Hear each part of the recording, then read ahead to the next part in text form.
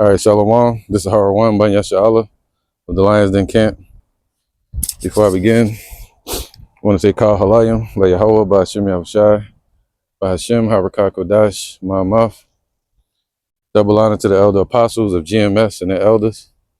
Shalom to you, Akim, Nakwatim, and children that believe in sincerity and truth around the four corners of the earth. I'm going to do a quick impromptu lesson on the go as I'm moving, on the move real quick. This is Romans 3:1. It says, what advantage then hath the Jew? Or what profit is there in circumcision? All right, so what profit is it in you having this truth? Well, actually, let's talk about 2,000 years ago when you had the establishment of the Jews, or the teaching to the Jews and the Gentiles, which really goes back all the way to people like Isaiah. But let's go to the time of Paul, since this is in the book of Romans. He was saying, what advantage do you have since you got the laws, statutes, and commandments? And you know about the laws of Moses. So hey, what advantage did you have being keeping the laws if the Gentiles going to be saved anyway? The Israelite Gentiles that don't know the law. So they got a way to be saved.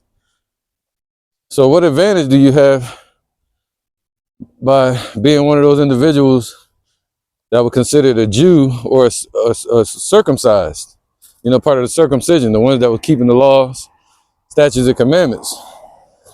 But you had Israelites that were born outside of Israel that weren't keeping the customs of the Israelites, that didn't know it,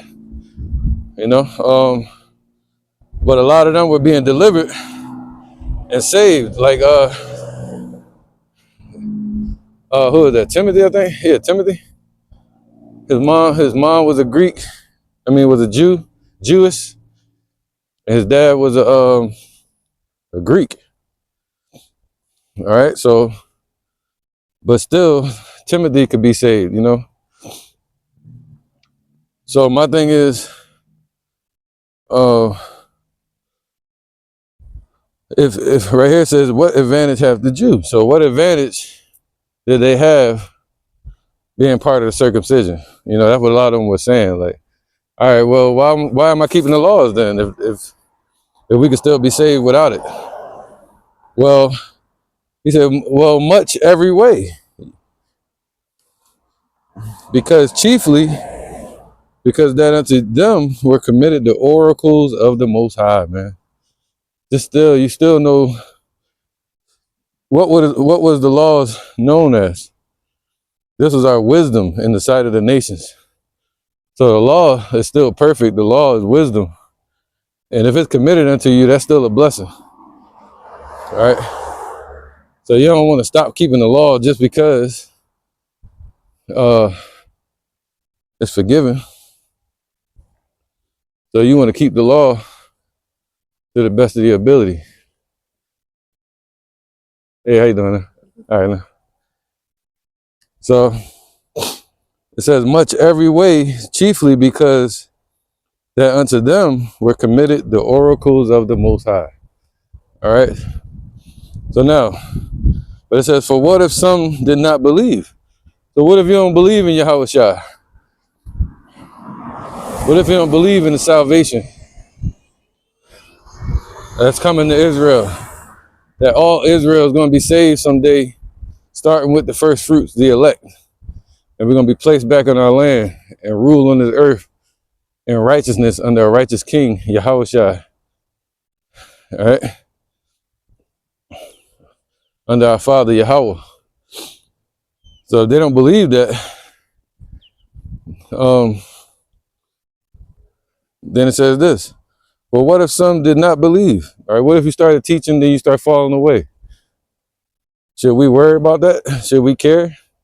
What if your family and friends want to disown you and stay away from you because you don't celebrate these damn folly days and you speak about it, you speak against it, but you might have to be around your family members for other reasons,